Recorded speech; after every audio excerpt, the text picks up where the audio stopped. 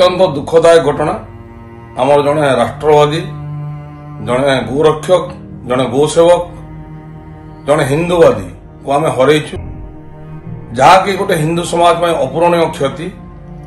गत 14 तारिख दिन पुरी रे गो सुरक्षा गोटे समावेश होता से समावेश आम सनातन सेठी कटक जिलार सनातन सेठी बोली जड़े भाई योगदान करथिले एवं तांकर बहुत सहकर्मी को लेकिन से जाइथिले।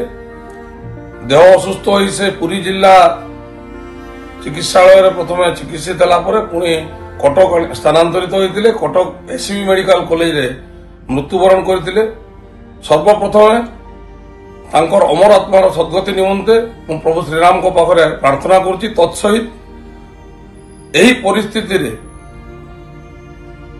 मु प्रभु श्रीराम को प्रार्थना करी परिवार वर्ग को असीम धैर्य शक्ति और साहस दिंतु जहाँकि से वर्तमान परिस्थिति को सामना करें एवं सनातन सेटिंग जड़े सनातनी हिंदू युवक जी कि सनातन धर्म पर हिंदू समाज में गुड़ाए कार्य कर विगत दिन में वर्तमान तांको परिवार वर्ग आमरी परिवार प्रत्येक हिंदू भाई को परिवार वर्तमान आम मान कर्तव्य आसी समय आसी प्रत्येक सनातनी भाई प्रत्येक हिंदू भाई परिवार को निज परिवार भावी परिवार को सहयोग कर समय आसी निवेदन करी ओडिशार समस्त हिंदू संगठन भाई भौणी मान को परिवार को किसी ना किसी सहयोग करेंगे। देखंतु गो सुरक्षा विभिन्न समय विभिन्न संगठन तरफ आम संगठन तरफ तथा ओडिशा रे थिबा विभिन्न संगठन तरफ बारंबार दाबी उपस्थापन करा जायछि सरकार को पाखरे किंतु सरकार